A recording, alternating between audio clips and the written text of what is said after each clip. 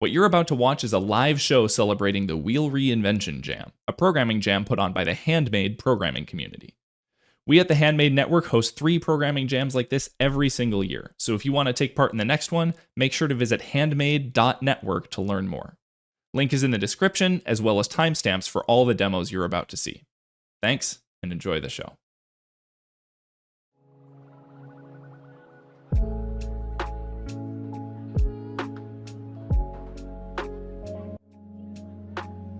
Hello everybody, welcome again to another Jam recap show for this year for the Wheel Reinvention Jam.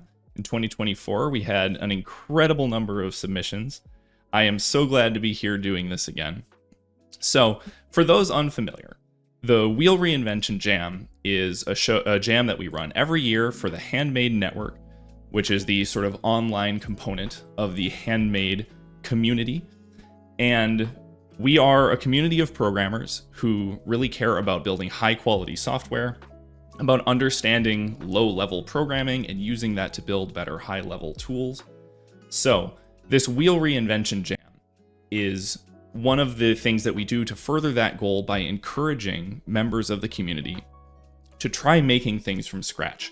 Take those ideas that they've had kicking around for a long time, or those technologies that they've wanted to understand, and take a week to really dig into them, really understand them better, and, to see what they can accomplish in a week. And it's always absolutely incredible what this community can accomplish in a really limited amount of time. So we had over 30 submissions to the jam this year. You can find them all at the jam link, which hopefully Asaf can post in the chat for everybody. So 30, I think, is the most submissions we've ever had for one of these jams. It's absolutely amazing to see. It is always gratifying to do this, not just because of the sheer number of it, but also because of the variety of projects that people submit every year. And so the purpose of this show is to celebrate all of these amazing submissions. We're going to bring on several of these project creators and interview them, chat about their projects, see what they've been up to since the jam has happened. We also have several video submissions that members of the community have prepared to explain different parts of their projects. So I'm really, really excited to get into it. And with that said, our first interview, I guess I'll get right into it. Our first interview is with Beast. Now, Beast is a relatively new member to the community. He is a pixel artist and a programmer. He, for the jam this year, created this project called Perspective Drawing Visualizer. And so I'm really, really excited to have Beast on the show to tell us more about that and show off the kinds of artistic things he's been doing with it. So, with all that said, we might have some brief technical difficulties, unfortunately. Hold on.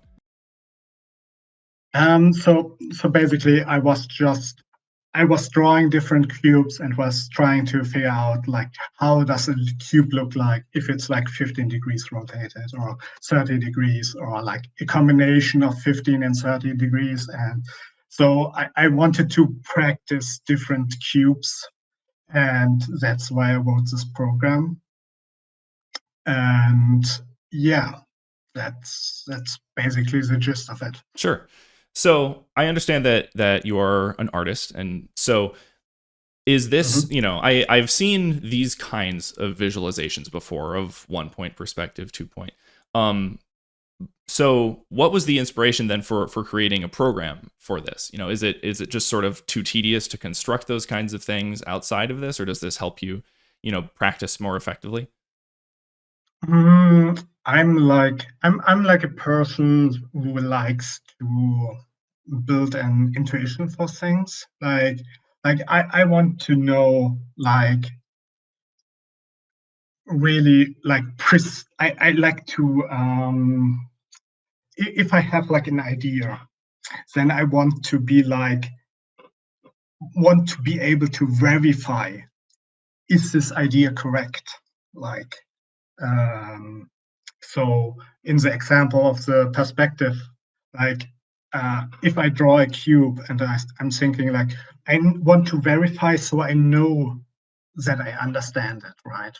Like all these visualizations, they aren't exact in the sense that they don't show me like the edge cases. Sure. Like they show like a specific, maybe if it's an animation, it's like a range of motion. It shows like one specific range of motion.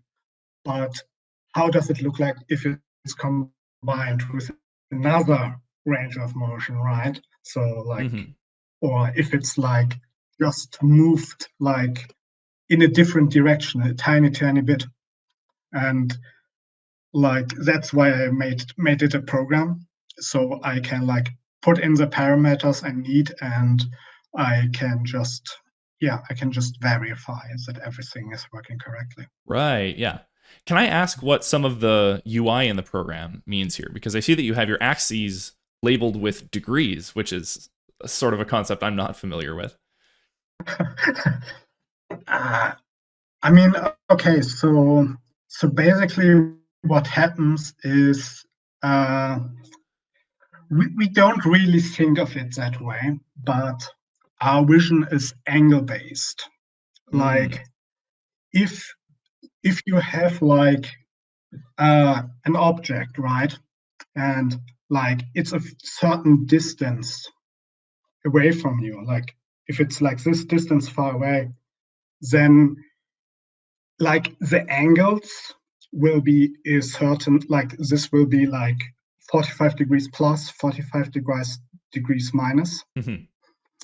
And that's like what's drawn here. Like this is the field of vision, and we see like this is like the near cone of vision. So like when something is in the center of your view, and this is like the cone of vision, like your peripheral cone of vision, basically. Right. And so the further out you go, the slower the angle changes become. And like these angles are basically to show this that like our view, it doesn't count pixels or anything. It's just like it measures angles essentially. That's how human vision works, or like how we perceive size. We perceive size through angles, essentially. Yeah. No, that's really interesting, and I never considered visualizing it that way. My own experience is only very small in that regard. Some stuff with using like tracking vision targets within a camera image, and you have to do some conversion from field of view to coordinates there and that kind of thing. But it's very interesting to see the notion of perspective sort of plotted out by actually plotting the angles on the axes like that. I think that's really interesting. So is this view that you're doing right now a 3-point perspective? Yes. So essentially how it works is, so this is 1 point. Like if there's no rotation, then it's 1 point. You can see it because these lines are parallel. And this line is not parallel. That's the one vanishing point. And if you add horizontal rotation to it, then you get 2 point. And if you add a second rotation, then you get 3 point. So it's basically around how many axes is the cube rotated. That determines like how many points there are in the perspective, essentially. I see. Interesting. And I guess that makes a lot of sense, but I never, it's actually, yeah. And I guess this is a perfect example of why a program makes this so valuable, is that like being able to sort of smoothly adjust the rotation and see how the other vanishing points move or how they sort of appear is actually really helpful. It was actually like realizing that this is how rotations work was also kind of like a wow moment for me. I learned it before I wrote the program, but like that's like this 1 point, 2 point, 3 point, that like 2 point and 1 point are not like less valuable. It's just like 1 point perspective is simply perspective of things that are like parallel towards your vision. Right. That's all that 1 point perspective is. Well, that's really cool. Genuinely, I did not actually understand that until right this moment. So that's really cool to see what something interactive like that can actually do. So, do you have any future plans for this thing, or other things that you want to add to it in order to help your own art study? So what I wanted to do was like, so today I added like this analysis panel up here. And basically what it does is it like normalizes the like, it normalizes like the size and I see. like, and the offset, so you can like see what exactly happens, like even if you can't see the cube anymore, you can still like if you make it a kilometer away, you can see like there isn't much perspective going on anymore, but like you can still see the cube here, even though it's 1,000 meters away. Like in this view, you can't see it, but you can. Right, and now if you rotate it, yeah, so you can see how the perspective has become closer to what you'd get for like an orthographic camera and that kind of thing, right? Exactly. And yeah, that seems really useful, so that you can, I suppose, understand how much distortion you actually should apply for drawing an object at a certain sort of distance.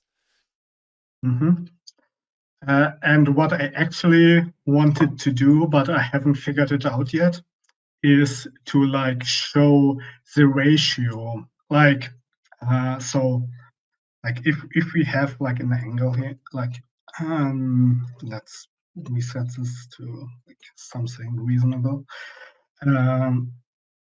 Like if I just like this edge to this edge has like a certain ratio, and this edge to this edge also has a certain ratio. And like basically I want it to automatically figure out this ratio, so you can like set up your rotation, and then you can like okay, like this to this has like this ratio, and this to this has this ratio. And then you can like memorize that basically. Like you can memorize, okay, cube in that rotation has like this ratio essentially. But right now you need to do that by hand if you want to figure that out. Yeah, sure. Well, this is all super, super cool. I'm excited to see what more you could add to this, or just generally where you take this in the future. It's a great result. It's so nice to look at, and it genuinely did teach me something about perspective today. So I really, really appreciate that. Yeah, that's the goal basically. Like that's the kind of software I write. Like software that helps like understand things better, like that help build an intuition for like, I guess, mathematical systems. It's not really mathematical, but it's like visual mathematical. Yeah, for sure. Well, thank you so much for being on.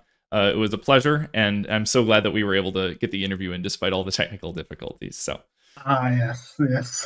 Sorry, that was on my end. It's completely fine. It's absolutely fine. So we are going to now look at a project, a video that somebody submitted. This is a project called Afforix Box by Noah Cabral, and it is this wild physical device for controlling your own computer. It is like, I don't even want to introduce that much more about it because it is genuinely just wild. So without further ado, Afforix Box.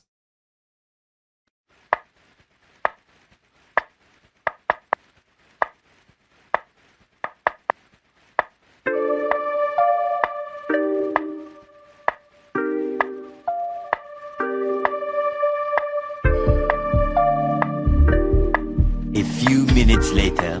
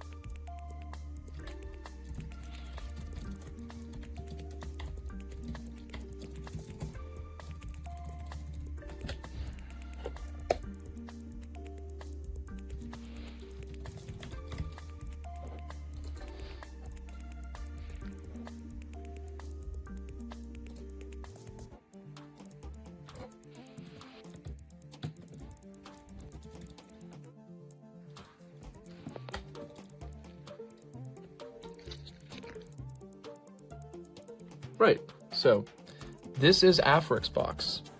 It's a plug-and-play USB hardware module for personal computers offering the ability to tactically multiplex a set of affordances. Let me break that down. So the tactical part is that there's these buttons here. Multiplex just means, okay, as you can see, I'm running 3 programs right now.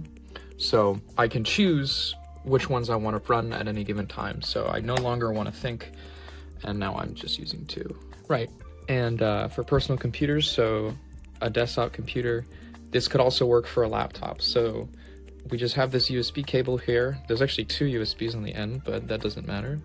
So it's just a USB interface. And then in order for anybody to use this, what they do is they download a program called the control panel.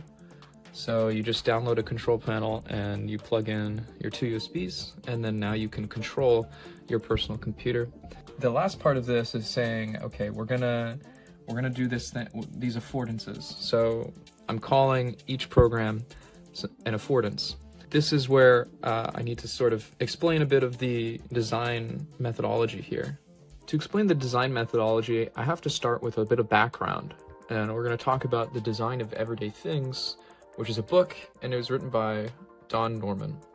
So in the book, Don describes that every object has its affordances, the signifiers, and the feedback. So the affordances are the set of things that the object can do. So for example, a mug can be picked up, and then I can drink the coffee. The signifiers are the cues that communicate to the user what the object can do. So the mug has a signifier of the handle, which tells me that I can put my hand through the handle to use it as an object that can be picked up. And the feedback tells me about the state of the object. So, you know, how much coffee is in the mug. So, enter Afforix box. When I look at my personal computer, I look at it as a tool.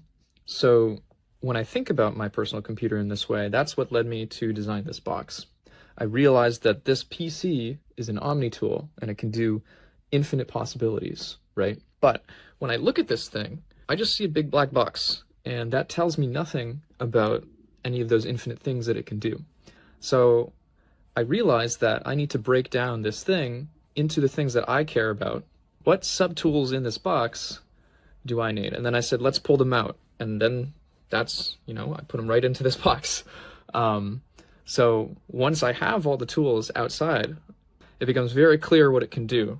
To relate this, my design, right back to the Don Norman theory, you know, each one of these paper labels is a signifier telling me one of the affordances, and there's 4. And then the LEDs are the feedback, you know, telling me that the tool is open. So we can see the thinking tool is open, and that's right there.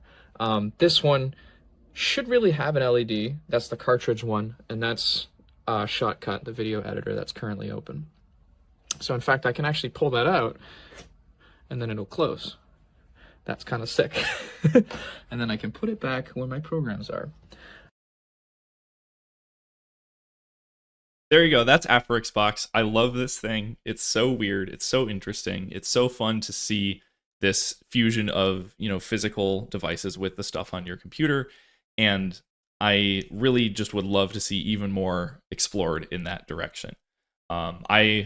We didn't get Noah on the show to interview him, but I would love to chat with him more about this at some point. So, you know, you can, I should say, everybody here, if you want, if you're on the Handmade Network Discord, you can obviously start up conversations with anybody about these things in the Jam channel or the project discussion channel, or, you know, anywhere on Discord. So it would be, you know, all of these Jam creators have done such amazing stuff, and we would, you know, love to congratulate them and probe their brains on how they did even more of this. So our next interview here is with VoxelRifts. Now, VoxelRifts has been in the community for several years at this point.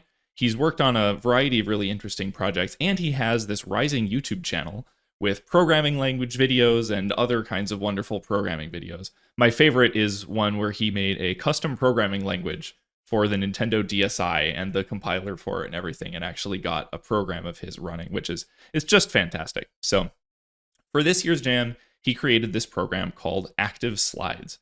So to tell us more about that, here's VoxelRifts. Welcome to the show.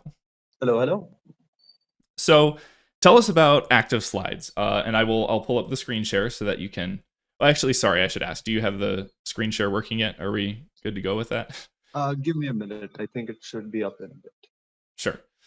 Well, so active slides is actually based, as I understand it, on one of the wishlist channel entries that we had, where we had where Handmade community members can share ideas for software that they would like to see in the world. And for a bit now, we've had just presentation program on there, sort of loosely. Am I correct? Is that part of what inspired this? Yeah, that was part of it. But I think more of it was because I was asked to make a PowerPoint presentation for my college about interpolation, right? So I think that's quite a visual thing. So if you make a PowerPoint presentation using Microsoft PowerPoint, you wouldn't be able to get any interactivity into it because it's just not possible very easily. Yeah, sure. So I decided to just make my own thing. Sure. Are you good to go with the screen share now? Can we show the people your project? Yeah, I think it's up. Excellent. Just switched over to it on OBS. Just wanted to make sure you were ready. So, I mean, I'm seeing here just some simple slide template. Is this a Lua program? Yeah, the project works using Lua. So every slide is programmable using Lua. Every slide is a single Lua script. And there is an update function which just runs every frame and shows whatever it needs to show. So if I run it, you can see a basic template one, I think. So just a title, and then I can skip through the slides. Ooh. And then I can go back, and it's quite smooth, I think. Yeah. There's some interactive elements in there. So if I wanted to show how the lerp worked with a t-value, I would just program a slide which showed that. Nice. Now, could you show the code for this lerp slide briefly so that we can sort of see that connection? It was slide 2. So we have 2 boxes, a t-value. Everything is in Lua, so it's a programming language. You can do basically anything. Then I guess the dragging part is a bit hacky right now, but it should be very easily. I should be able to easily make that better somehow. Yeah, for sure. And then I just position the boxes at first and draw them. And then when I want to draw the lerp box, I just resolve the 2 positions for the 2 boxes, which I'm dragging around. And then I just draw a line between them. And then I draw the lerp box using that t-value. And I set the x and y using that t-value, I guess. Oh, so nice. It's just simple. Yeah. Well, but it's as simple as I could make it, I guess. Yeah, but I like what you've got here where you have, you can control the aspects of some things on screen. You can then sort of ask the presentation program even to sort of fix their own layout and then draw more things on top of it. So you get nice animation then, I'm sure, of the lines and the interpolated values and things between the things that are themselves interpolating from slide to slide. Yep, that's right. It's funny because even the project itself uses so much interpolation that showing it using this program is quite easy. Yeah, for sure. So, and then I was also seeing that some elements themselves, like the title of the slide, seems to also be interpolating from slide to slide, even though it's apparently 2 separate Lua scripts. How does that connection work? Yeah, that's because this is kind of like the IMGUI style. Since in IMGUI, every single box has a name from which an ID is derived. If I just make sure that all the IDs of the titles are actually just title, then they will just interpolate between those titles correctly. Nice. And if the IDs mismatch somehow, then it will be just a different object getting spawned when the slide runs. That seems very intuitive. And in fact, that seems considerably more intuitive to me than what I've seen from, say, Keynote, which has sort of a magic interpolation feature from slide to slide, but it's completely unclear to me when something is going to get interpolated or not and how that's going to happen. So I think this way makes a ton of sense. Oh, and if you do actually use PowerPoint and if you do want to interpolate between, say, two slides, there is like a merge or I think morph or some transition that's called that. But it's so finicky, I don't get it because sometimes it just works.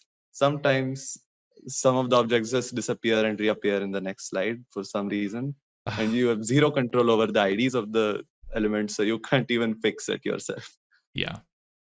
Now, one question: do the positions of the boxes and things persist as you navigate from slide to slide? Like when you click and drag that over, and then you navigate slides, does it preserve that? No, not at the moment. But I don't think it should be that hard to do. Right. If you just have like a session file stored along with the executable, and then you just keep track of some values that you want to keep track of within the slide, it shouldn't be that hard to add. Yeah. At the moment, no. At the moment, you just load up, you just load a slide, and then it starts from scratch every time you start it. Yeah, I mean, that makes perfect sense. So one of the questions that I was hoping to ask you was what presentations you plan to give with this. It sounds like you have already used it for a presentation at your college. Well, I was going to make the whole presentation with this, but our professor said that she wanted a folder with the PPTX files, and I don't have that. So I just use it for the demonstrations and just made a regular old PPTX for that. But I mean, it was helpful just to write some Lua code and get some visualization up really fast. Yeah, for sure.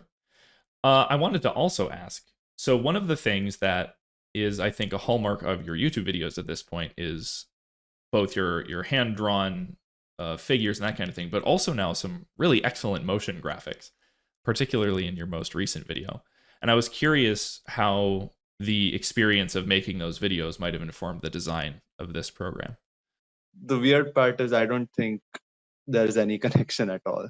Really? Which is kind of sad to say, but it's true. Because what I use for the animation for my YouTube is motion canvas, and it doesn't have any like immediate mode UI like API. It's I would call it retained mode, but it's more like a coroutine.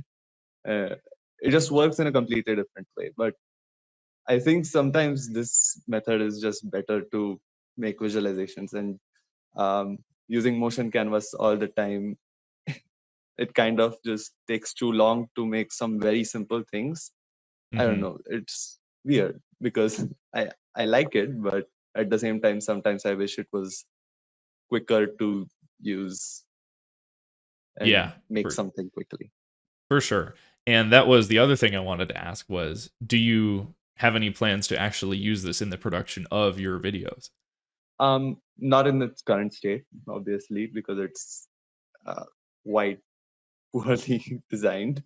I wanted to actually add in the Jam project an editor so that you didn't have to program the entire slide by hand using Lua, and just only the parts which are interactive would have to be programmed using Lua. And if I get to that point, I'll probably use it for YouTube, but I don't think it's getting to that point anytime soon, though. So I think I'll stick to motion canvas there, but this was a pretty fun project to work on because now I have another UI library. Yet another UI library. Excellent, excellent. Well, we in the Handmade space love making UI libraries. It's a favorite pastime of ours. Oh yeah, I've seen them. So, I guess I should wrap up the interview then by just asking, like, do you have other plans to continue with this, or other things that it's inspired you to do? What does the future have in store for this thing and all of its wonderful visualizations? Yeah, as I said, I think I want to add an editor if I ever get the time for that, because now exams. But oh yeah, well, I understand. Yeah, an editor if I would do be get so the cool. time, I definitely want to add the editor part of this, because I think that will just make a lot more sense for anybody who's used PowerPoint and not just have to program the whole slide. And can I ask how you imagine working the sort of scripting aspects of it into a more visual editor? Is that something that you've thought about yet, or just yet to be explored? I did think about it. I was like, there would probably be an element somewhere which is just a canvas, and on that you could write a full Lua script that added boxes just like it is in here. So since this is a completely like IM GUI system, you could just say that the parent, which is the highest level of the user interface, instead of being the screen, could just be that small canvas that you define in your editor, and then it would just work. But Yeah, I mean, obviously there would be some issues probably sure. that I haven't thought about. Well, that would be super, super cool. Thank you so much for coming on. I love this project. It's really fun to see people tackling these kinds of things, finding better ways to visualize different programming concepts, better ways to communicate programming concepts to people, to make presentations in general. And I just love your work. So really appreciate you coming on. Thank you so much. Thanks a lot, Ben. So we now are going to go to another video. So the next video that we have for you is by Ejektaflex with a Japanese vocabulary app called TokaCard. Hi, welcome to my Jam project. This is TokaCard, a Japanese vocabulary flashcard app written in Kotlin and using JetBrains Compose. I mean, it's pretty simple on the surface. You got the study mode right here, where you can go through words. Toko. If there's a word that you get wrong, it'll show you the correct answer. And if you don't know the word at all, you can click on this button right here and it'll show you the correct answer. Additionally, there's also a stats page, which is pretty neat. It shows how many items are at what vocabulary strength. As you learn more vocab, this will shift to the right.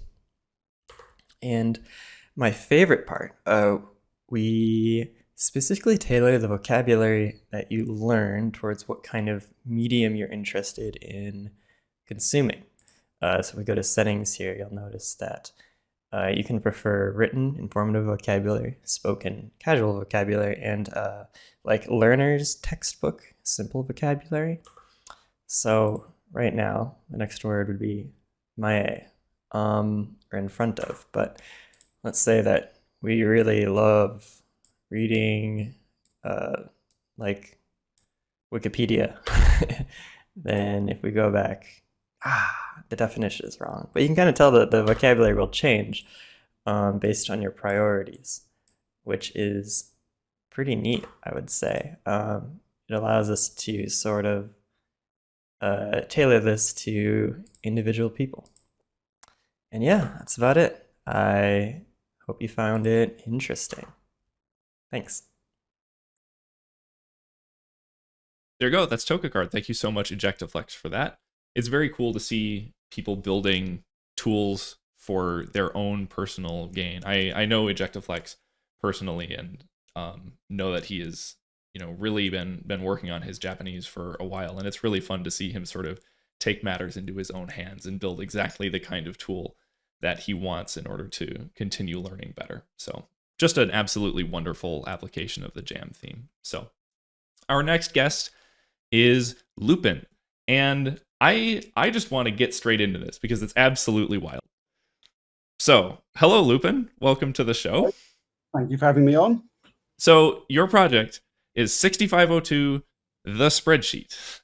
And can you walk us through what this is?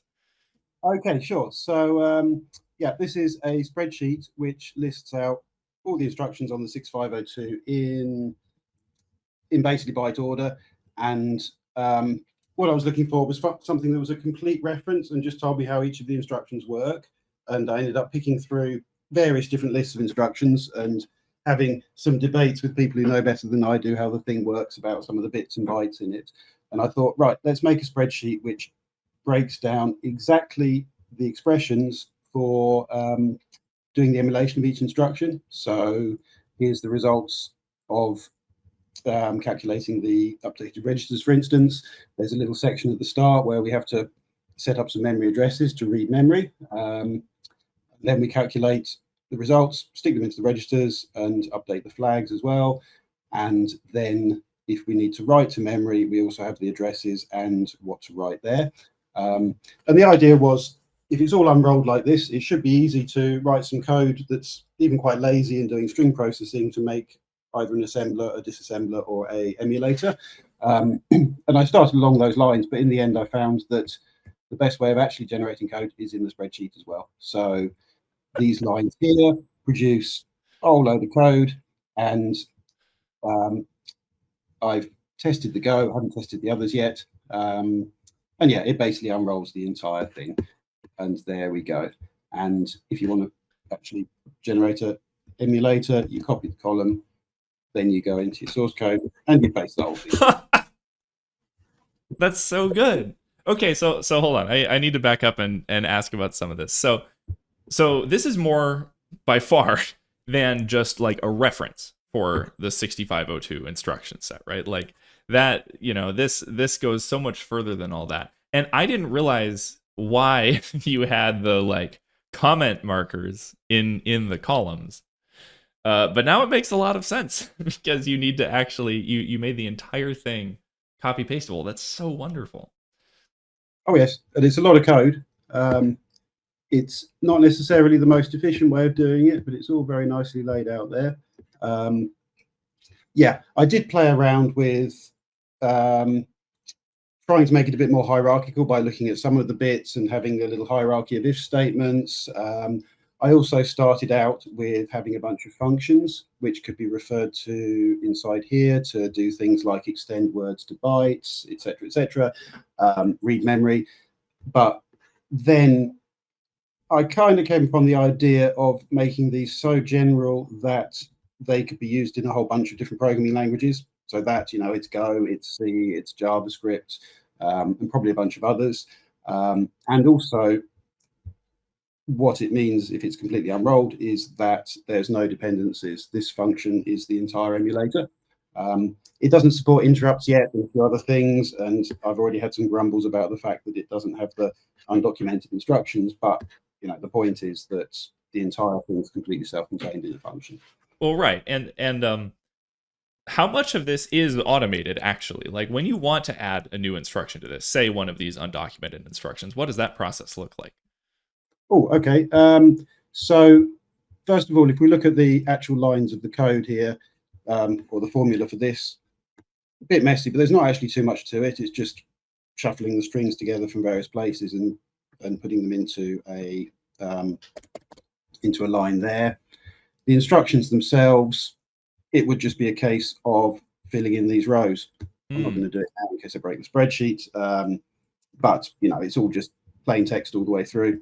I don't think I've cheated using any formulas to generate any of these. It's all just copy paste stuff. So you would just literally fill in a new line and you've got yourself the instruction. Right. Well, that is so right. So you just effectively write the sort of state of the machine after the instruction, and that's the whole thing, right? That's so good. Yeah. So exactly. With an approach like that, I suppose it does make perfect sense. You'd be able to describe the total effect of any instruction as long as you can describe the total effect on the machine, right? Yes, yes. And this was designed to be a definitive reference. So you have one place just with everything there, not having to pick through words and, you know, some subtleties of whether the break flag is set in certain parts, X or Y, you know. This should lay it out exactly and precisely as expressions. Right. So has this been a collaborative thing? Like, did you fill in all of this yourself, or are you hoping that more people will join in with it? I did all this myself. If anyone else wants to help, you're quite welcome to. I've started actually making the to-dos because there is actually some interesting stuff that could be done. I've started making an emulator as well, but let's not go into that now. Wait. What do you mean let's not go into this now? I mean, is there something else that's somehow more important than 6502, the spreadsheet, the emulator? Well, it's only a sketch. I haven't put the formulas in yet. And what I was intending to do was come over here. And of course, we should have a Google Sheets formula column, which then has the emulator as a formula, and then we'll be able to make the emulator work over here. Okay, that is amazing. So you would actually enter the instructions into the spreadsheet, and it would actually apply all the data from the other tab to actually run the full program row by row through the spreadsheet. Is that the idea here? Oh, yes. That's so good. You know, and this is a great look actually at what you can, like how much programming you can do within this kind of model. Like it's really wonderful. The screen even, oh my goodness, just scrolling around is making me very happy here. This is really excellent. Yeah, none of that works yet. That's just a sketch without any formulas in. Well, I mean, look, you had 1 week and you put together this whole thing, and that is just an absolute joy. I mean, I think this is an exciting idea just because you can do so much with something like this. The fact that it doubles as reference and implementation, and you know, an implementation guide if nothing else. Like I have to think that this would be like the best way to try and get into an emulator, and honestly even to understand what it's doing. In fact, one of the show guests here who made a video that we'll be showing later has been learning some 6502 assembly herself, and there was much confusion in her Twitch chat as we were trying to figure out like how subtraction works with the different carry flags and that kind of thing. I have to think. So actually, can you Anne, do you remember what the which instruction it was that was giving you so much trouble on that stream a while ago? Because it'd be fun to look it up on this sheet here. I think SBC. There it is. SBC, yeah, that's the one that I had the most trouble with. I'm not even sure it's correct yet. So one of the tasks is actually to go through and check that these things work. What was a bit challenging with all of this was making sure everything stayed within the sizes of the pieces of data. So they may be slightly unnatural expressions for carry, whereas if you were using words rather than bytes for these, you could just add the 2 and then shift it down by 8 to get your carry. Yeah, I wouldn't rest anything major on these yet until they've been tested. Let's just say that. Yeah, sure. But it is fun to see, like, you know, how does the carry get worked into it, actually? That was the thing I was curious about, is how things like flags manifest in this spreadsheet here. Right. I'll start with one that's more likely to be correct. Like, let's go for an ad. ADC we've got.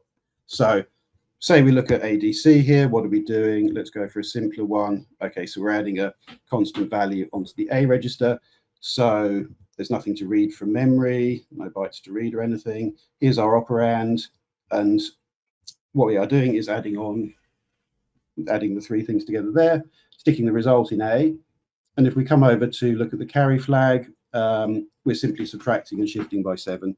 Again, usual disclaimer, may or may not be right, but you know, it comes down to a simple bitwise formula of some sort. And yes, actually the biggest challenge with this was working out what goes in the little preamble bit before actually doing the updates. And this changed around quite a lot, because obviously you could just have a massive expression for each of the individual results that come out of it. But I wanted to break it down a bit. And also how to deal with memory. So we actually have a address to read from, and this will actually create a variable if there's something in this column, and the same with the other. So it kind of implicitly does the reads. Gotcha. Yeah, in answer to the question, the flags are all just calculated from the results that we've got there on the left. Gotcha. Well, this is wonderful. This is in line with many kinds of educational projects that I've been tossing around ideas for among Handmade people for a while. You know, projects that sort of fuse together some educational component about programming with some kind of interactive or programmatic, you know, view of how the system actually works. And I really love this direction. I think it's a great demonstration of the power of spreadsheets and of a programming model where you can kind of directly jump in and modify the data and you know, because adding something to this seems so straightforward compared to what it would be like to add to some kind of table or, you know, some kind of other emulator. The fact that the end result is so concise, that there's kind of that metaprogramming aspect, it's just so good. It's a really wonderful program. Thank you. Yeah, and it's also a useful thing if you're going to design an instruction set. It's a great way of laying out planning something and getting it right. And also, actually, there's a certain amount of self-correction going on in here, because when you generate the code, Go is then going to tell you if variables aren't defined or if things are the wrong size. So there's enough redundancy in it that some stuff gets checked as we go. Yeah. Right. No, that's really interesting too. And I don't know, everything about this actually seems like such a delightful way of doing things, and yet it was so out of the blue for us, and such a fun concept that we knew that we wanted to have you on so you could explain how this whole thing works. So really appreciate you being here. Thank you so much for showing this to us, and I hope that you get all the rest of it working. I look forward to some hopeful future updates on this project. Sure. Okay. And just to leave you with this is where it started. And this, this is the baddie. I've got about 14,000 rows in this thing so far. And actually what inspired me to do the 6502 is I thought, right, I want one that's easier to complete. Oh man. Wow. Okay. So, I mean, this would be such a treasure trove for, like, I'm going to go over the interview time here. I'm sorry, Asaf, but you'll have to just put up with this, because I've had to get a little bit more into this kind of thing because of my own work, because I'm doing WebAssembly, and because we have to actually, you know, compile to machine code, and then we have to disassemble things for debugging sometimes. And man, navigating these manuals and things is just the worst thing ever. Exactly.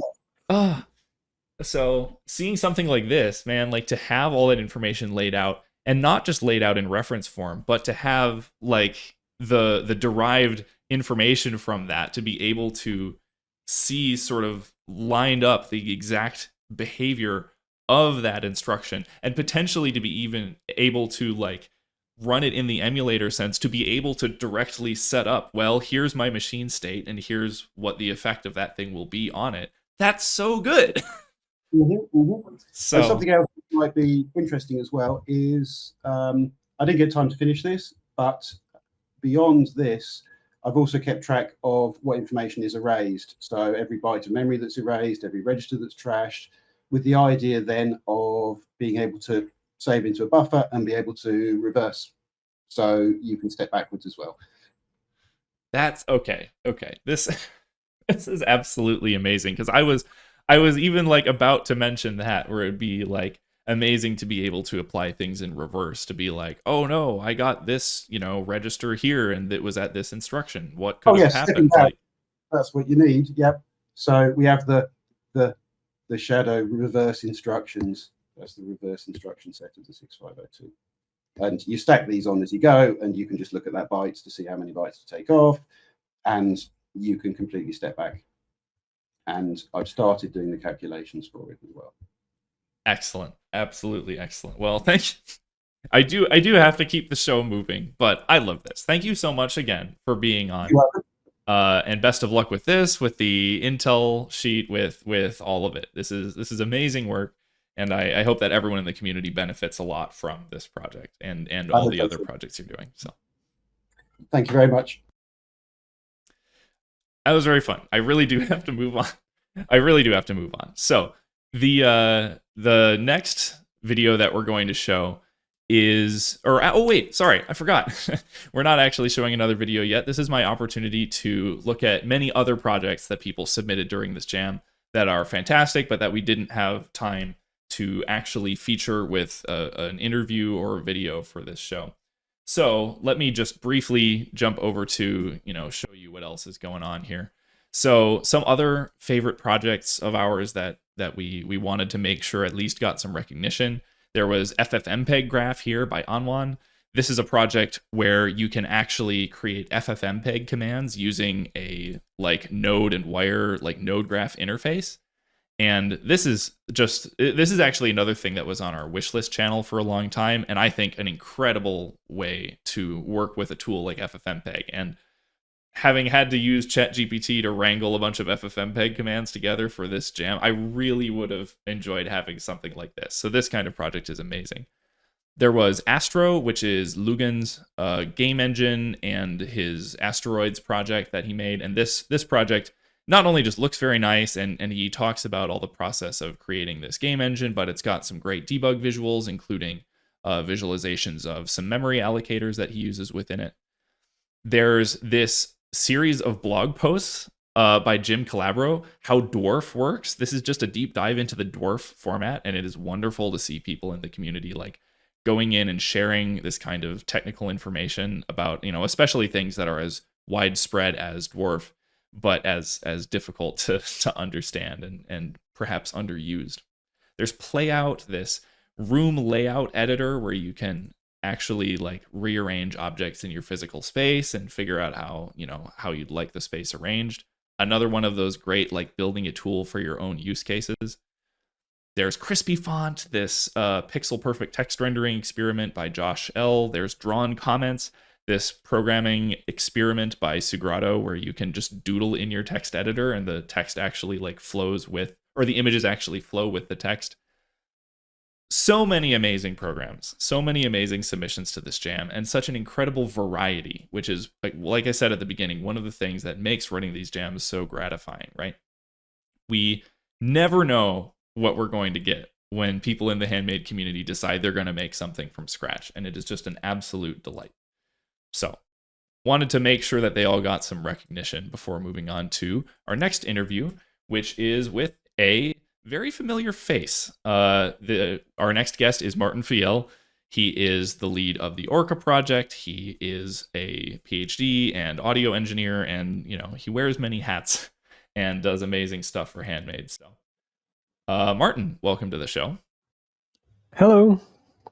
So, Mārtiņš and I actually took similar inspiration for both of our jam projects, and that inspiration specifically is Dynamic Land, right? Can you like explain briefly kind of the inspiration for your own side of this project and what aspects of Dynamic Land you found compelling? Yeah. So very briefly, for people who aren't familiar with Dynamic Land, it's like a very cool, interesting lab where they are trying to do research on creating a new humane dynamic medium, and it's like both a lab and a computer and a space all at the same time, where you have programs that are attached to physical objects and that you can freely recombine and rearrange and collaborate with other humans in the same space. And so I had heard of them a long time ago, but didn't really follow what they were doing in detail. But recently they released a new website, and they put like all their archives and progress reports and emails, and there's like a lot of documentation. And so yeah, when they published that, I kind of read a little bit more about what they were doing, and I got like really excited about the kind of research they are doing there.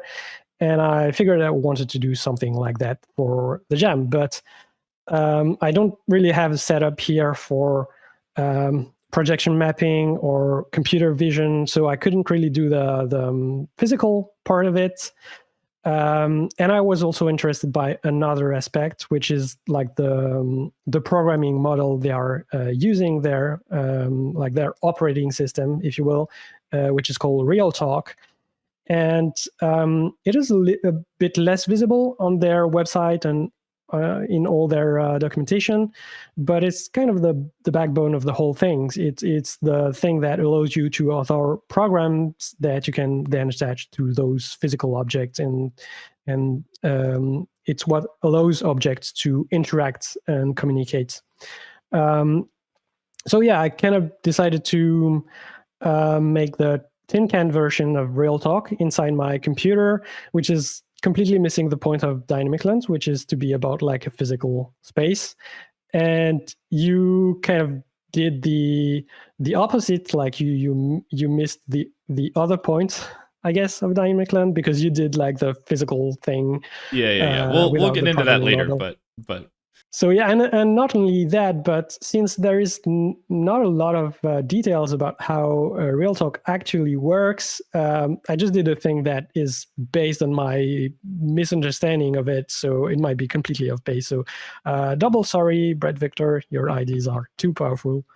So yeah, but I can show you how it works. Do you see the screen share? Yep, we're all good there. Okay, so we have that canvas here. You have cards, you can drag them, you can put them aside, you can drag them back. And the whole thing is organized around a database of facts, so things that are considered to be true about this little world. And you interact with the database using 3 constructs, which are claims, wishes, and whens. So let me show you the content of the database. It's empty right now. There are no facts there. And you can start to claim some things. So I can claim the moon is falling. And it's just adding the facts to the database. And I can wish other things. So I can wish self is labeled Termina, and this is just adding another fact to the database with this special structure, like someone wishes something, and this particular wish is picked up by the system, and it like the system understand it and adds that nice label to the card. And then I can react to facts that are in the database using whens. So I can say when the moon is falling, wish self is highlighted blue for a sense of impending doom or something. And I can actually match, I can pattern match those facts with placeholders. So let's say here, whoops, I can't type. Claim self is Deku scrub. And I can add a little rule here that says when $P, which is a placeholder, is a Deku scrub, wish P is highlighted green. And it's not working because I mistyped. So here, our Deku scrub is highlighted green. So I can do kind of more of this. Let's grab a few more cards. Let's say claim self is called link. And another one here that will claim, I can't type claim, self is called Skull Kid.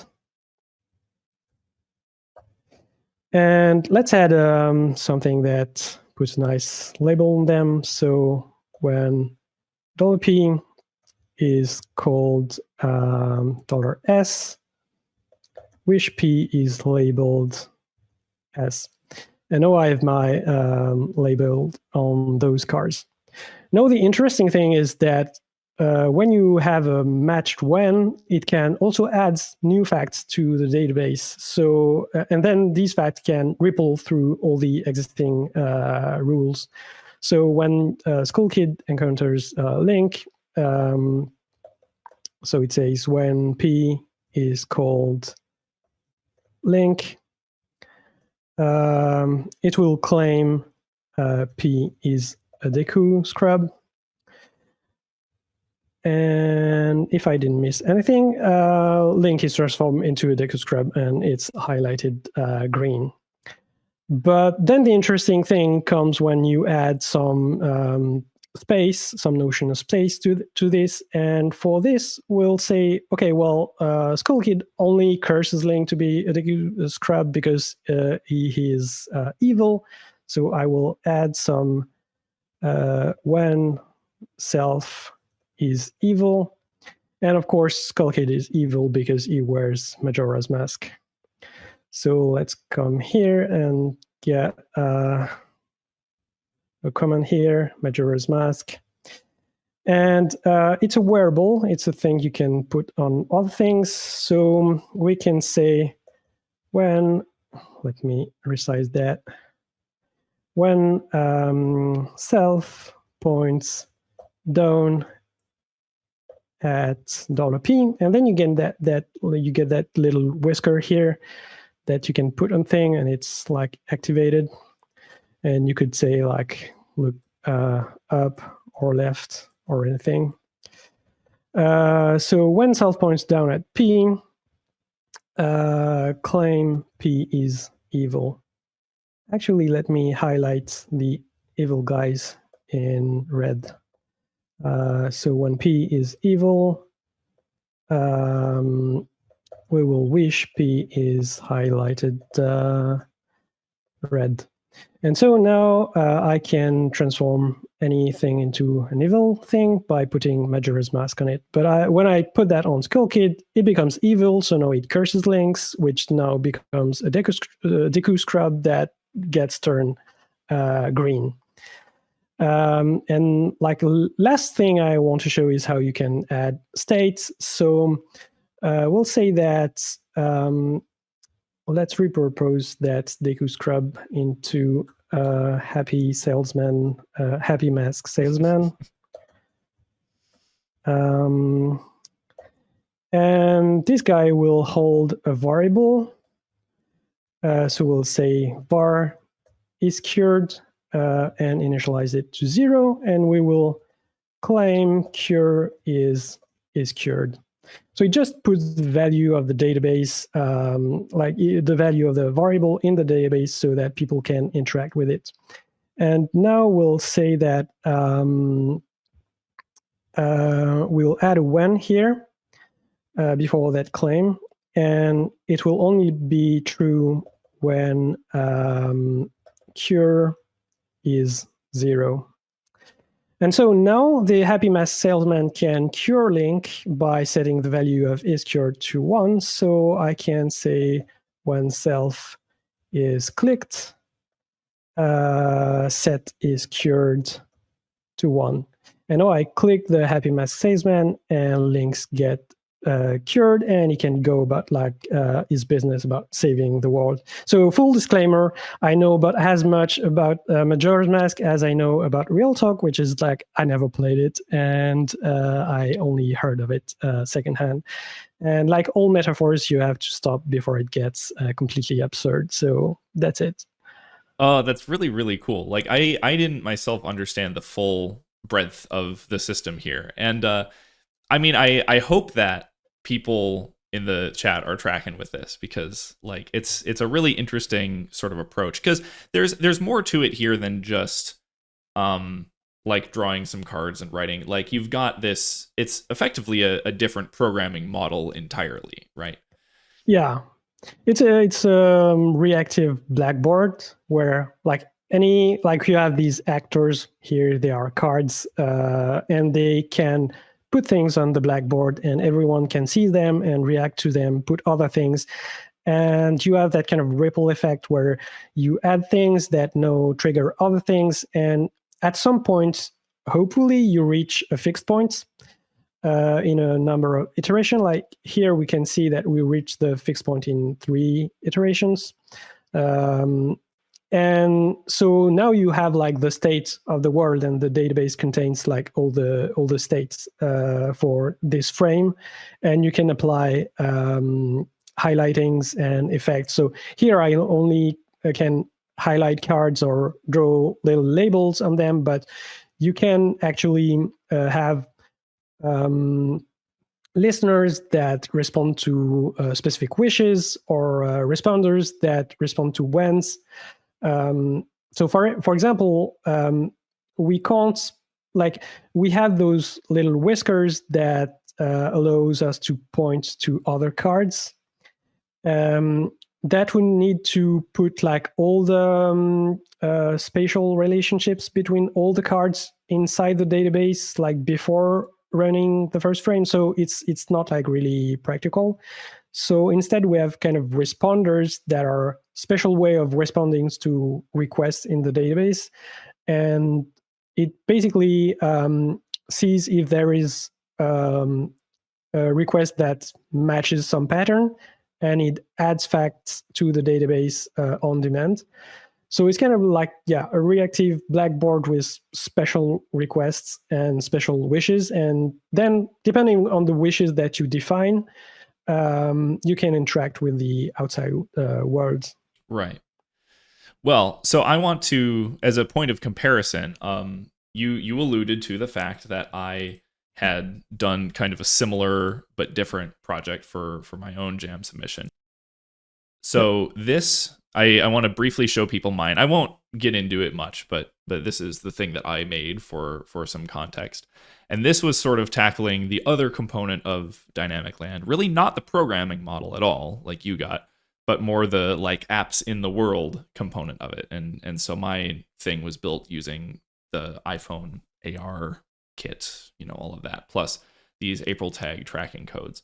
And I have to say, like, it was really fun to put together. And I think there's definitely a lot of potential for the kinds of things that you can do with this kind of system.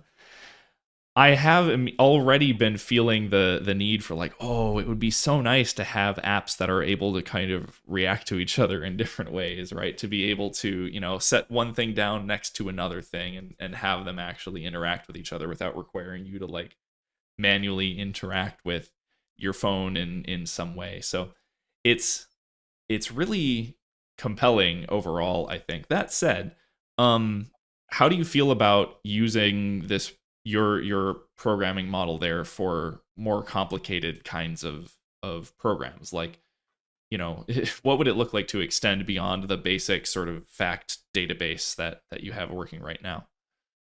Yeah, so I think it's like it's a model that seems compelling for like choreographing or like orchestrating different independent programs like that. I wouldn't like use it necessarily to do like some nitty-gritty load level stuff, but when you have programs that are in this shared environment, it seems to be like really extensible and malleable, and like any program can kind of interpose itself between two programs and modify the behaviors of other programs. And you also have that spatial thing. So here I only implemented like pointing, but you could say that you could implement like proximity. So if I'm less than this distance from other object, I can like interfere with their behavior. And so that seems like really interesting, like a higher level way of combining and rearranging pieces of programs to make something really ad hoc, tailored to your immediate needs, that you can like rearrange the moment after when your needs have changed. So yeah, I think that's the compelling use case for that. And also to go back to the physical thing, so you can totally use that programming model with like in a box, like I did like that. But I think the combining it with the spatial ID is very powerful, because like I had to do like a lot of UI work to just draw cards and stack them and have, and like you can remove a card and like put it in the left column and then it's inactive.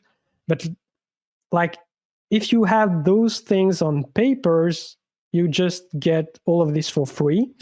Right. If you want to remove a card, you just remove a card. You don't have to code a special column that are for inactive cards.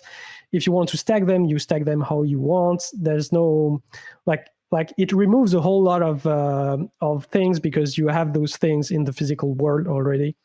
Yeah, when you think about how much of the UI that we build is in some way kind of mimicking a real life paradigm, the list sorting, the moving things in and out of folders, that kind of thing. Like, it is compelling to think about getting some of that for free by attaching it to real world objects, right? So, and it's interesting that you would have experienced that so directly by seeing how much effort went into mimicking what Dynamic Land is doing inside of the computer and being like, oh man, I'm spending a lot of time on dragging cards around, aren't I? I spent way like half the jam like just doing the card stuff and like not getting to the programming model itself until later in the jam. So I think it makes the limitation of it makes a compelling case for the actual thing. So it's kind of nice. Yeah. Well, I would love to keep chatting about this, but I have to keep the show moving along. Thank you so much for doing this, as always. Thank you so much for showing this off and for putting together such a thorough and complete demo. It was really, really fun. Thanks for organizing. So our next video is by Anne.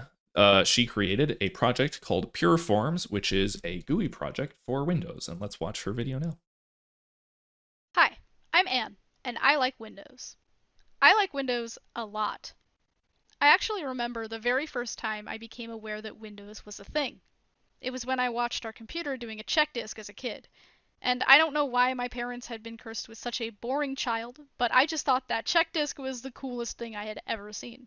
Ever since that day, I was fascinated by computers. I wanted to use them, I wanted to learn more about them, I wanted to know how something as magnificent to behold as Windows XP was coming out of a beige box sitting on the floor. But I would not get a computer of my own until I was a teenager. By then, I had pretty much forgotten my interest in Windows because I didn't use computers very much at all outside of school, and all the computers at school were Macs. When I finally did get my laptop, I actually found Windows very confusing to use at first. But I kept trying to figure it out, and as I tried, I found that things got easier, and I actually really began enjoying the process. The childhood wonder that Windows XP, of all things, had instilled in me was back, and I found myself consumed by wanting to learn more about Windows. I got in trouble in class more than once for reading MSDN or Old New Thing articles on my phone. But there was one part of Windows I thought was simply beyond me, and that was programming. Programming seemed like something only very intelligent people could do. I could manage to write bash scripts, which I did quite enjoy, but real programming? Didn't think I could ever do that. Regardless of my thoughts about it, I would have to try because my university's IT degree plan dictated that I take an introductory programming course. I was quite intimidated, but found that my prior batch experience actually helped to ease the initial difficulty curve. I distinctly remember asking my professor how to do a goto statement in C#. I was fortunate that my university had standardized on C#.net, and I would be learning WinForms. I couldn't believe it. Within one semester, I went from zero programming experience to making full-fledged Windows applications that even had GUIs. I had a lot of fun writing WinForms applications in my first year of college. I didn't end up graduating with a degree in computer science, however, and my interest in programming, much like my interest in Windows as a child, would go dormant for several years. But in March of this year, I felt inspired to try programming again. However, I wanted to do something crazy. I wanted to try and learn the Win32 API, something I'd always read about but never dared to attempt. And I won't lie, Win32 is somehow even harder than I thought it was going to be. By September, I wanted to give up. Thankfully, some kind folks on the Handmade Network Discord recommended that I take a break from Win32 and try Raylib. I'm not very interested in games programming, but I was blown away at how simple the Raylib functions were to read and to use. I began to wonder if I could create a simple wrapper around Win32's seemingly infinite complexity to make GUIs to ease the pain of creating applications with it. For my Wheel Reinvention Jam project, I have attempted to do just that with a library that I'm calling PureForms. PureForms is my attempt to bring the pleasure and simplicity of programming in WinForms to the Win32 API. A PureForms application has two phases. The first is form design and the second is event handling. I don't have a forms designer yet, though I would definitely like to create one, so the GUI design is done in code. Once we have the GUI set up as we like, we only need to provide callback functions for those events that we care about. And then we can start phase 2 simply by showing the form. From there, we wait for events that summon our callbacks. There are no message loops, no window classes, no hwins, no out parameter structs. It's just our form, its controls, and their events. If you would like to check out PureForms, the source code is available on my GitHub. And if you would like to tag along with me on my journey to becoming a Windows system software engineer, please follow my Twitch channel, Anne Likes Windows, where I stream programming and more multiple times per week. Thank you, and enjoy the rest of the recap stream. Thank you so much, Anne, for putting that together. It has been really, really fun to see your progress with all of the Win32 learning. and it's really fun to see your learning journey summarized in that video. So I really hope that everybody enjoyed that. And I look forward to seeing more of what you do with PureForms, because I really do think we need things like that for working with Win32. Like it's good to have that kind of thing to make these, existing systems that can often serve our needs more straightforward to use, easier to understand. It's great work that you're doing, and I appreciate it.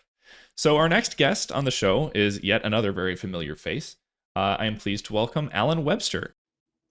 So Alan, as I'm sure most of you already know, he's best known as the creator of 4Coder, but he is now the author of Mr. Forth Programming, which is a research lab of sorts where he is diving deep into various computing topics and sharing all the knowledge that he's learning with the world. So welcome to the show, Alan.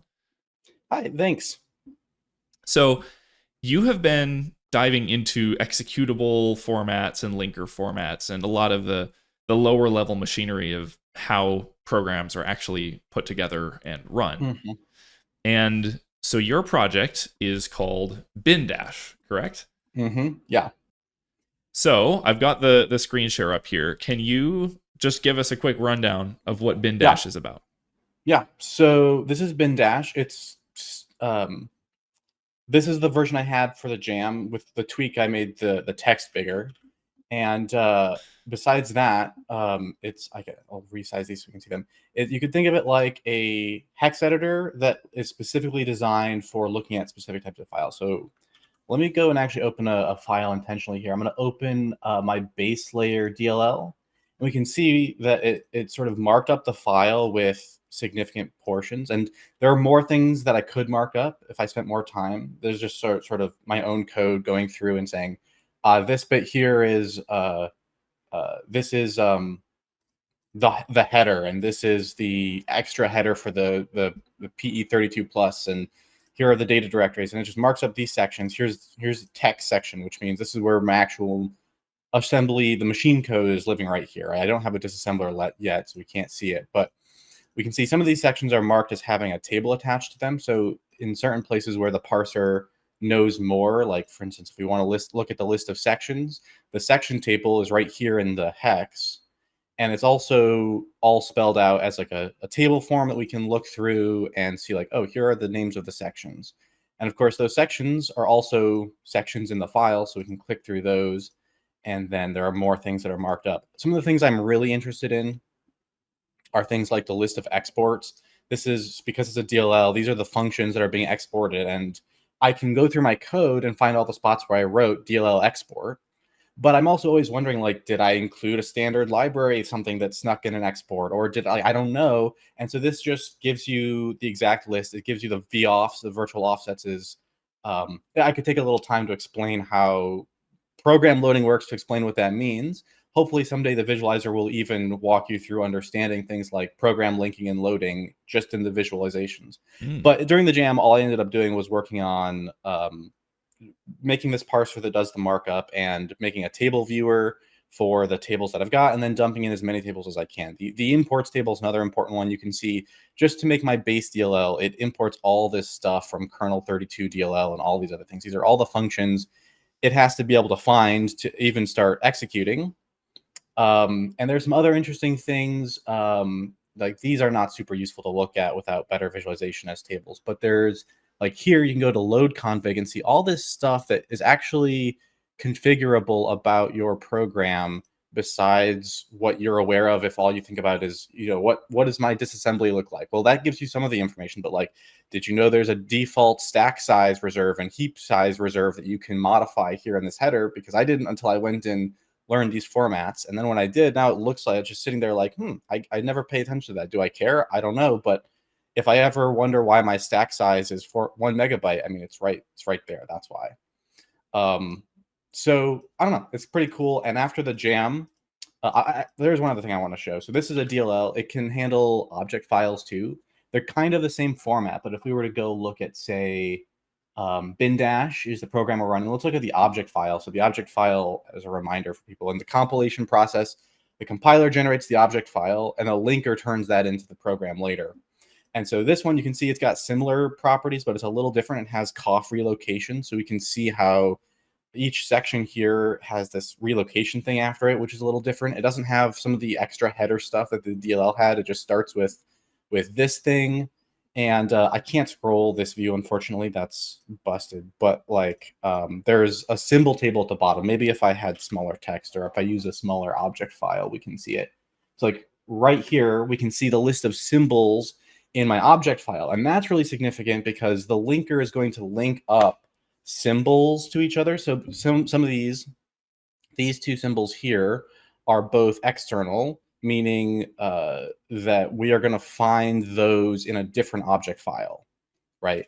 And if I were to go and look for that, where is the, I forget what I called this, partner OBJ, and open that one, we look at this. Now we can see some long name in main, or some long name is here. I'm not sure where variable went, but you can see that there's this different process of finding symbols in object files that doesn't apply to executables, and that's because the symbols get handled by the linker. And so to me, these represent a tool for injecting new kinds of code generation into my programs besides just what a compiler can generate.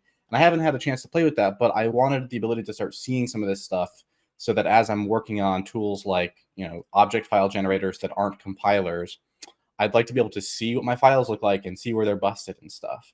At another point in the jam, and this isn't visible right now, but another thing I did was mark up if I have a bad object file or a bad executable, where are the malformed pieces of the file so that I can use this as a diagnostics tool for that as well. So that's the kind of stuff I was working on. And the final idea, after working on this through the jam and playing with it for a week, I actually have, if you're interested in following the project, over on my Mr. Fourth Unscripted YouTube channel, I've pitched what the whole project is going to be. And there's like ideas for different visualizations I want to work on, and like projects like diffing to binary files and stuff that I'd like to play with. So there's a lot of ideas in here about where I'm going with this next. But I kind of concluded that there's nothing special about PE and COF or about executable files in general. Basically, anything that you might look at in a hex viewer, but that is really opaque there, ought to be something that we can do a lot better with using, I think, systems like this, a visualization plugin kind of thing. So I've decided to go all in on that direction, and I've been iterating on this since then to make a sort of pluggable, generalized binary visualization utility. Okay, that's really, really exciting to hear. So one thing that I wanted to bring up, this reminds me a lot of another really great project from the 2023, I believe, Visibility Jam. And I've just got it pulled up over on my thing now so people can see it. But this was a PNG chunk explorer, which was similarly kind of an annotated hex viewer that breaks down the contents of a PNG file and actually lays it out there. And you know what you're doing, Alan, is very similar, but it's giving this really rich breakdown of these executable sort of files. And I didn't realize before you started explaining, you know, what this project was. So EXEs and DLLs and OBJ files on Windows are all kind of the same format? Yeah, I mean, that's why if you look at all of my streams and stream archives, it says PE/COF. COF is the format that the object files use, which contains the COF header and the section table. And PE is the format that starts with like a DOS header and then a PE optional header and data directories. They're like overlapping. The references depend on each other. When you go to read the documentation for this, it'll say this part only appears in the PE and the executable file, or the image file as they call it, and this part only appears in an object file. So there are parts that are shared and parts that are different between them. But yeah, they're very similar related formats at the very least. Sure. Anne in the chat wanted to know if it can open EXEs as well. Yeah, I only show DLLs, but EXEs and DLLs are literally the same thing. Really? If I show you, the big difference is if we were to go and look at the, I think it's the COF header. Where does this get put? Optional header. Okay, so this isn't generated EXE, and here's the DLL flags, which is just the name of the field. If I were to look at a DLL, like this one, and go to the COF, the optional header, it's not there. One thing I don't have is Control F to search. Somewhere in here, there ought to be, here we go. On the cough header, you can see that this is a DLL. It gets marked as a DLL as one of the flags. So the difference between a DLL and an EXE is the file extension and that this flag gets set. And there's also a DLL needs to be relocatable. So it has this dynamic base flag here is required because DLLs, when you have an EXE, one of the things that happens is your EXE sets its base address. Like it says, like, I want to be loaded right here at this address. And an EXE gets what it wants. When the operating system is loading your EXE, it loads that EXE in exactly the location where the EXE thinks it's going. But if you load a DLL, it needs to be able to say, like, well, the spot where you want this might already be taken by the EXE or by a different DLL. So it has to run these base relocation things to move all of the data around because there are pointers to itself inside itself. So where it gets placed matters. And that's all stuff you can visualize here looking at the little differences between an EXE and a DLL, but they're the same format. Interesting. So Mārtiņš has jumped in to correct a tiny bit of technical misinformation here.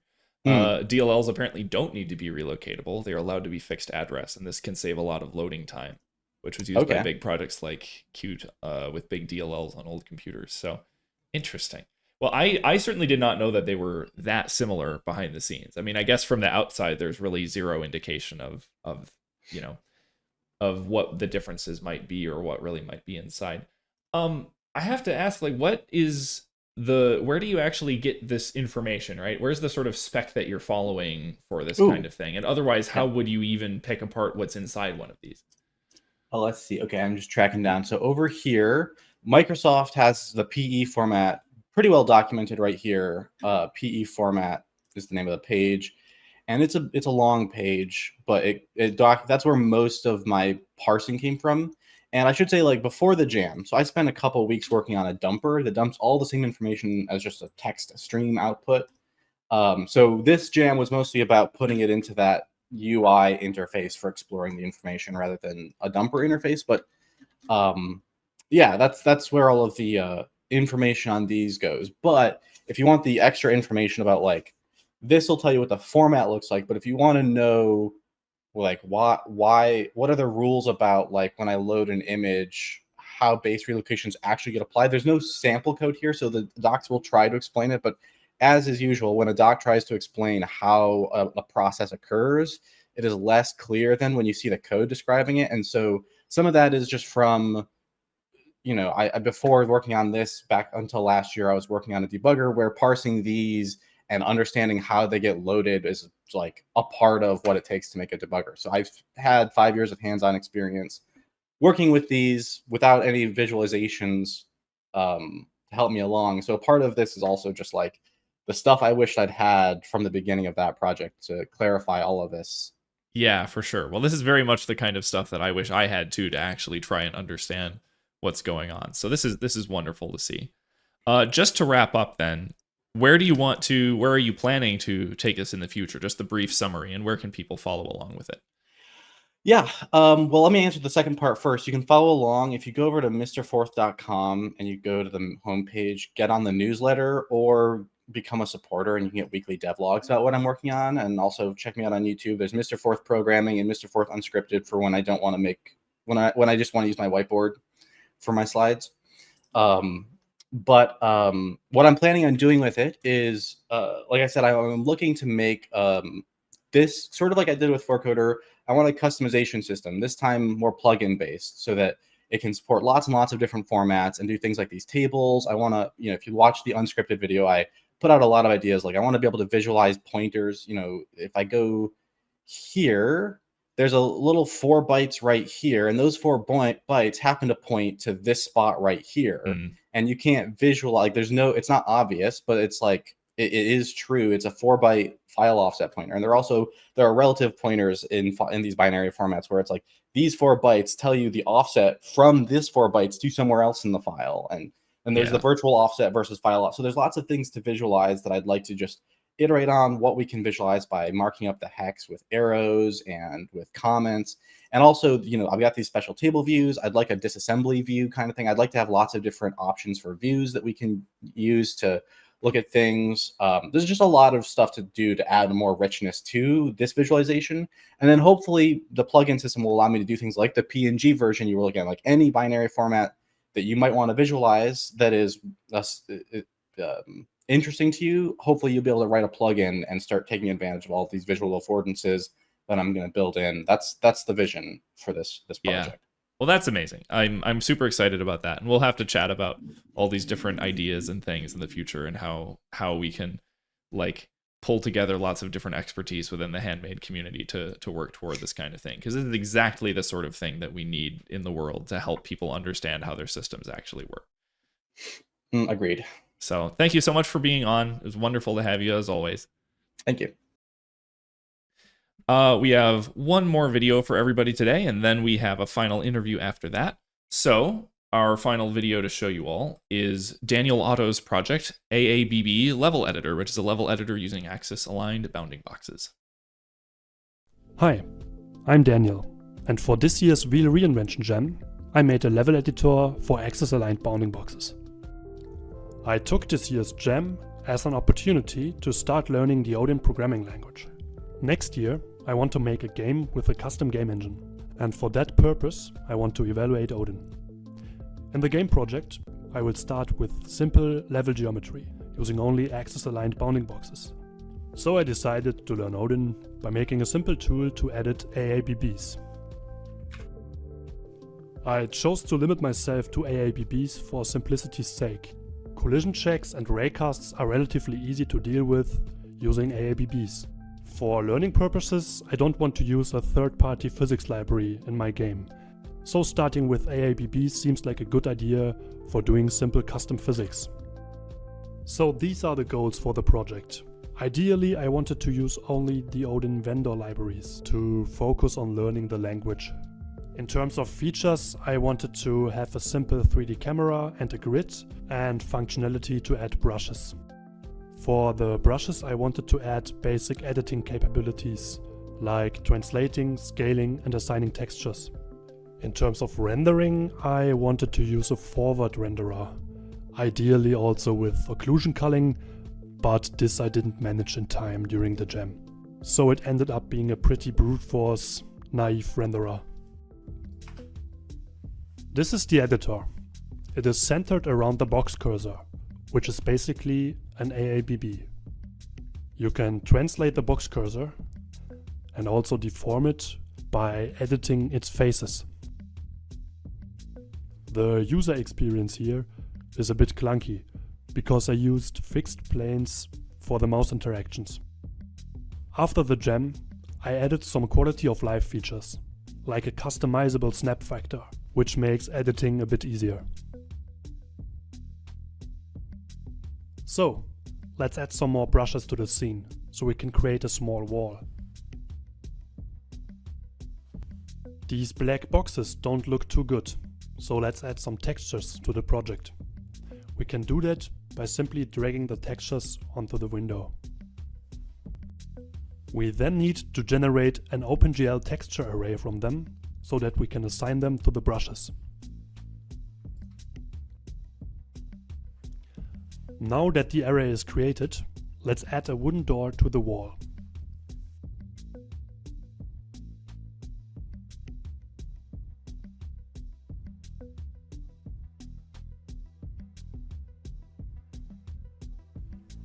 Okay, great. Now we can select the door and assign a wooden texture to it. Maybe we can adjust the wall a bit more.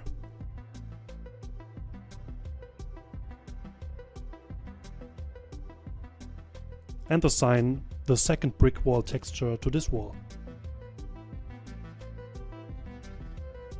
Via the face selection mode, we can also assign textures individually to each face.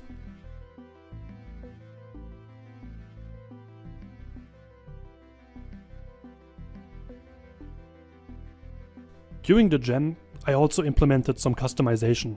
For instance, you can define the visuals of the grid. I learned a lot and will definitely continue working on the editor after the jam. During the jam I didn't manage to add saving and loading, so serialization will be something I want to tackle soon. And a bit more advanced UV editing would also be nice. And loads of more quality of life features, such as rotating and flipping the brushes.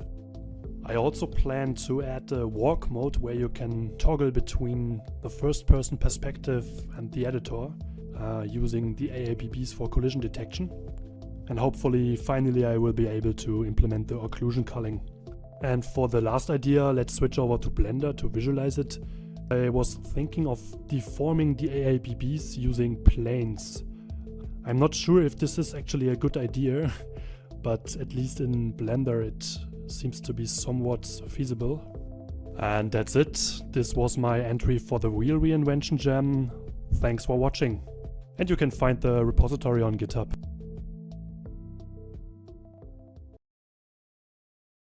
Thank you so much, Daniel, for that. That was a wonderful project. And as people in the chat were saying, a really impressive amount to get done in just a week. So wonderful, wonderful work. So our final interview for the day is with Mārtiņš Možeiko, who is one of the longest standing and most well-known members of the Handmade community, particularly for having seemingly encyclopedic knowledge of every programming topic under the sun. I'm putting him on screen so that he can shake his head dismissively. And, in any case, I'm very, very glad to have Mārtiņš on. And Mārtiņš is just, well, I love whenever you publish a project because it's, I never quite know what to expect, but it's always these wonderful little utilities. And the thing that you have for us today is exactly one of those. So let me get your screen share up, and why don't you show us Screen Buddy? Yeah, hey, thanks for having me. So my project is Screen Buddy. It's a screen sharing and remote control software through internet. It's a native application written in C, currently just for Windows. To show the demo, I need a second screen because it shares the screen remotely. For that, I'll be using my laptop, which you cannot see, but here's the remote desktop. To show what the laptop is showing. The cool thing which I will be showing now is laptop sits on my desk. It's boring. It will connect over local network. Like how interesting is that? It's not interesting. I have a VPN program here, and instead of being in the United States, I'll put my laptop in Germany. So at this point, any outgoing connection will happen through internet through Germany, not locally at all. So we'll see how it works. So here in my remote machine, I also can launch my Screen Buddy. And here's the UI. The UI is a bit simple, so sorry about that. I had not time to polish it much. But the point is, it gives you the code to share your screen. The code is, it's literally a random number. We can go into details that you can generate as many as you want. There are no accounts. That was one of the goals of the screen sharing software. You can just generate as many as you want. You can copy and somehow share this code to this other party where you want to see the screen. And here I'll be pasting in the code. And now I should be able to connect to this laptop in Germany, like through internet. Let me resize it a bit. So, it's here. I can control it. It's super laggy. If you can see the mouse, I'm not sure how well it's visible, but it's super laggy. It's expected. It's network data packets are going over internet through other side of the world. Yeah. The cool thing I added after a jam last week was also file sharing. So if I have a file, I can drag it on my remote machine. Here it's preparing to send. On the remote machine, it's saying, oh, here's some files somebody's sending, please save. You save it. It's just transferring the file. It's still sharing the screen. Everything is active. Nothing drops. It should just work. File is transferred. I can open it, and it's fine. It's more instant to see it here. So that's Screen Buddy. The interesting part about it, it's as I said, it's a native application. Doesn't depend on any external libraries. It's just C code depending on default Windows libraries. And the other cool part, which probably we can talk a bit more, is how does it establish connection? because there are no Right. servers, there are no accounts, there is just a code. It somehow magically connects to this code to the other side, right? So I did not realize there were no servers. So you will have to dig in more, I think, on how that works. Right. So how I decided to write it is using Tailscale DERP relays. Tailscale is a VPN company, but what it does, it offers relay servers when people cannot establish direct network connections over internet. The relay servers are really dumb. It's just like what they functionally do is they get this ID and a packet of bytes and sends to other side, and that's it. They don't really care about what are these bytes. They don't do much except forwarding bytes. I can share a bit of diagram how this comes together in my application. Ooh. So fundamentally, you have two screens, two IDs.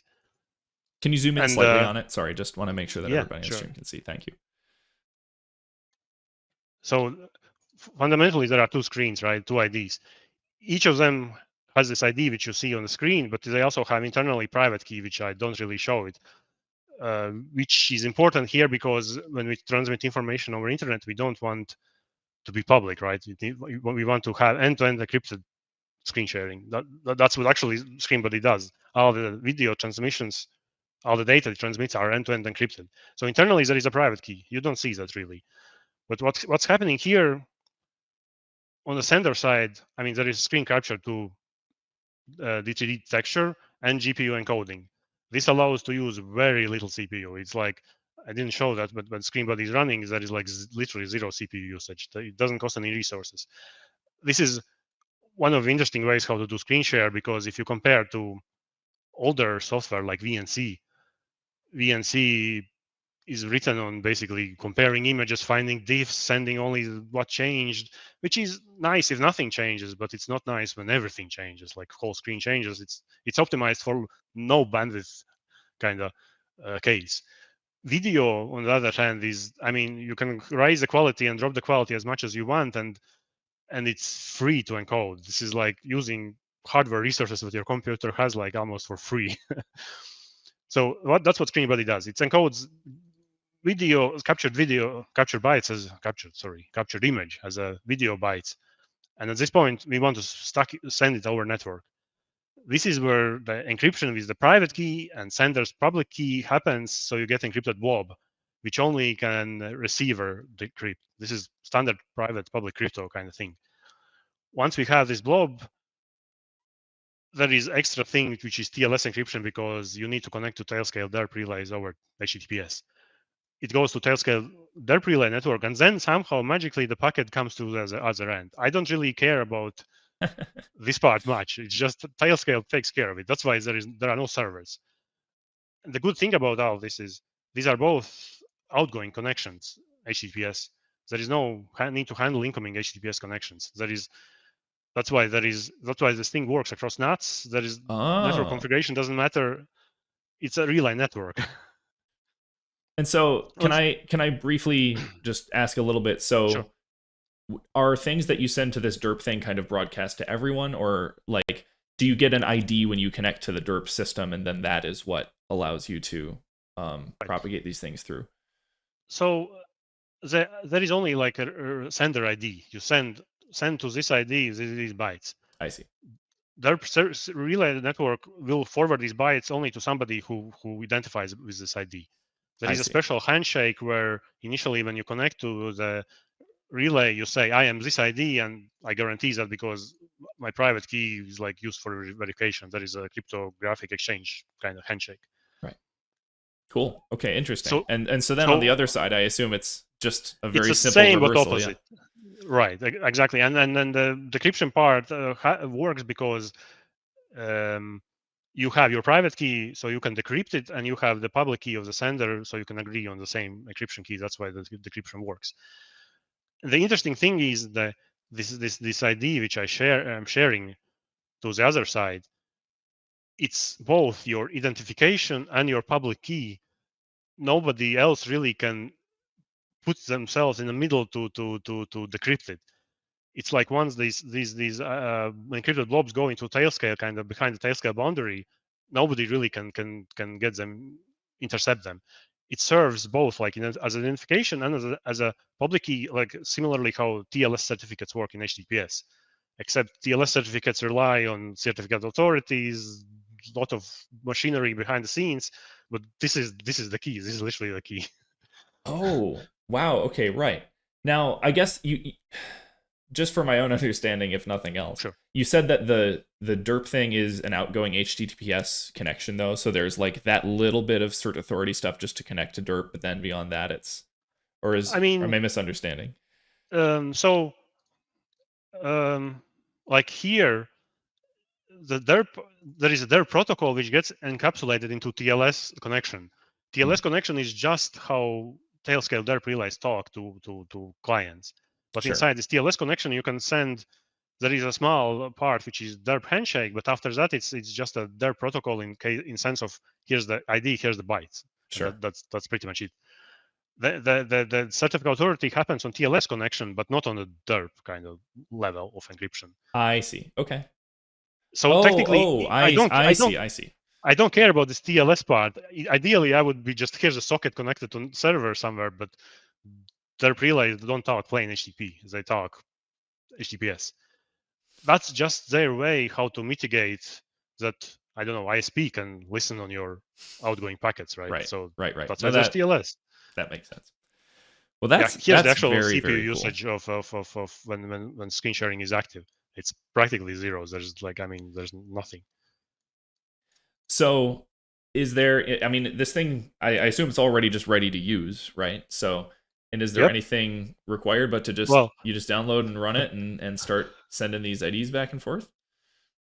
Pretty much, yeah. This is kind of ready to use software. I mean, it works reasonably well. I'm sure there are a lot of extra things I haven't taken care of.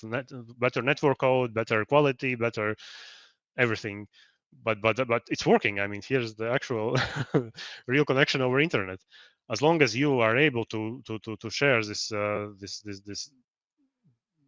code on kind of secondary channel or Discord or email, whatever chat message, you can connect two sites, two screens. Yeah. Before I wrap up, can I ask a couple questions that came up in chat here? Sure. So first of all, one question about the UI. Is this using like basic Win32 stuff, or is this using some newer things? You know, what's the setup for that? This is basic Windows 32 UI. It's just a dialog with a couple labels, text field, and buttons. Sure. Okay. And there was another question about support for different types of video encodings and to what extent you rely on Windows for that, or so I guess maybe to frame up a more general question, how do you gain access to the video encoding and decoding thing, and what sort of protocols might be available to you depending on different systems?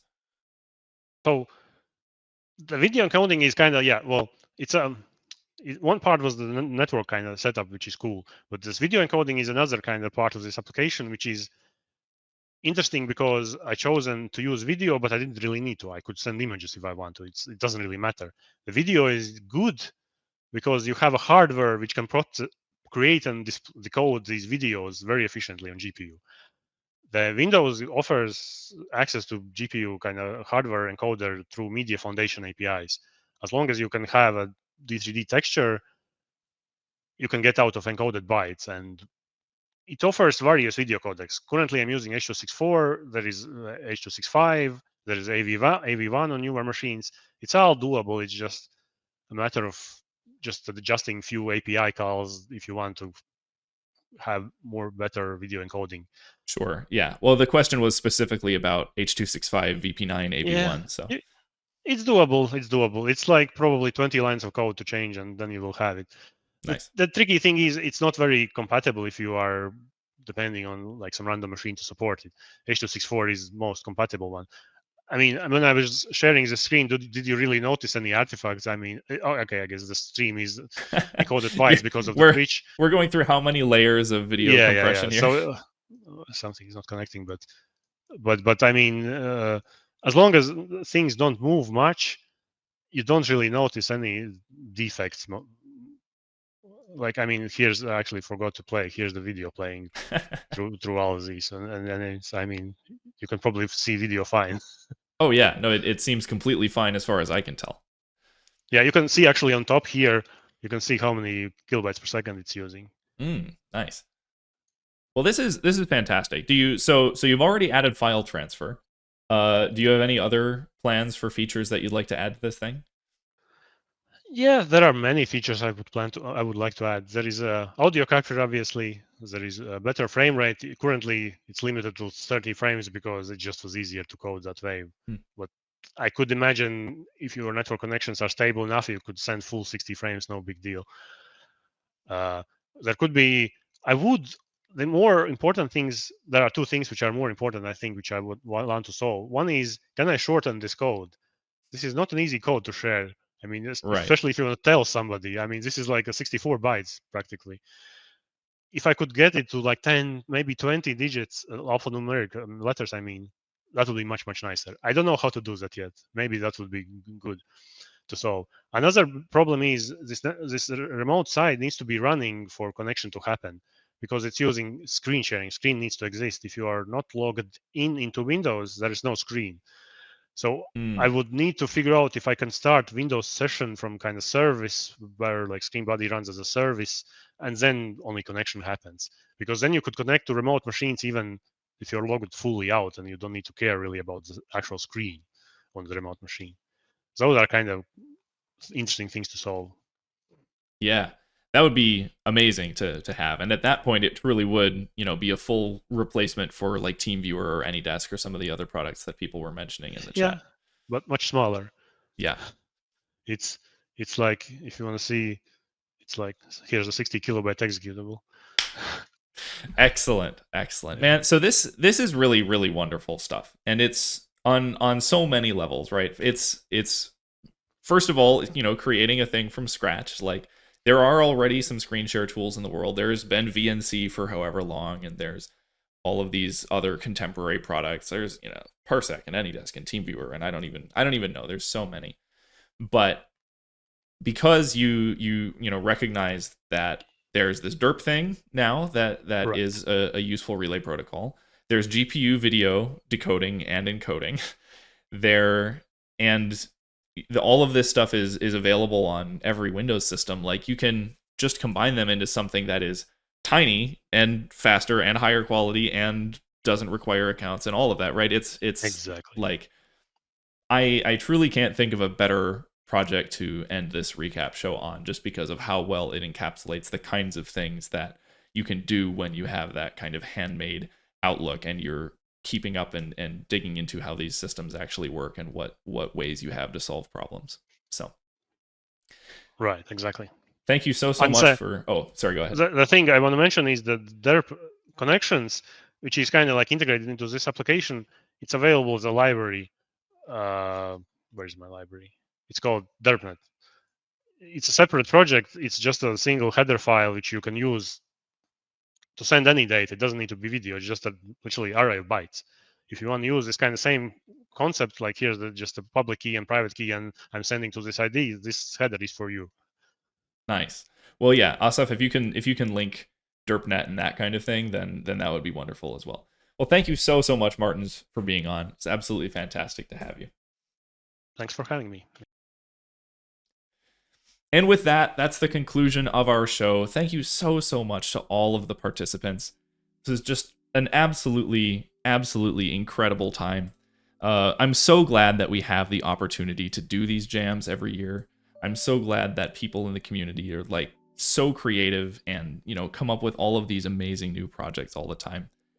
It makes all the effort that goes into putting these jams on every year absolutely worth it. So wonderful. Thank you all again to the more than 30 people who submitted jam projects this year. I'm really looking forward to years more of this to come. And, that's especially on my mind because this year is the 10-year anniversary of Handmade, the 10-year anniversary of the Handmade movement. 10 years ago, Casey put out the first episode of Handmade Hero. 10 years later, we're all here showing off this amazing work. We've got incredibly experienced people like Mārtiņš. We've got beginners. We've got everybody in between, all working in these different domains. It's just so incredible what Casey started and what has developed here over this 10 incredible years. So you'll be hearing more from me and Abner about the whole 10-year anniversary thing, but I just wanted to stop a moment and highlight that and what an amazing thing it is. Before I go, I did want to put out a couple thank yous. So there are a few community members who contributed directly to putting this show on and to putting the jam on. So I wanted to first shout out Eternal Student on the Discord, who also is involved in some of the meetups. He helps run the Israel meetups for Handmade. He helped put together the jam website this year, which was very, very welcome because we were behind schedule on putting all that together.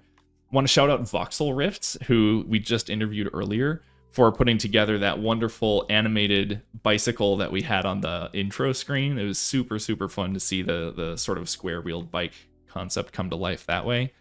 Want to shout out Jess Schuta, as always, for helping with the design, for providing the logo advice and color advice and layout and just everything for putting together this, every aspect of the design for this jam. All of these people have helped us so much with putting this thing on. I'm really, really grateful for everything that they've done.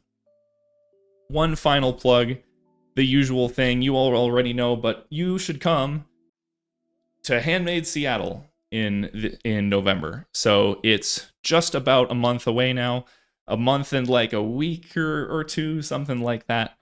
I will be there. Alan will be there. Abner obviously is running the conference. He'll be there, and we're very excited to celebrate the 10th anniversary of Handmade together in person at Handmade Seattle. So unfortunately, Abner had to leave the Twitch chat here, so he's not around to hype this up right now, but you should all go check it out, go get your tickets.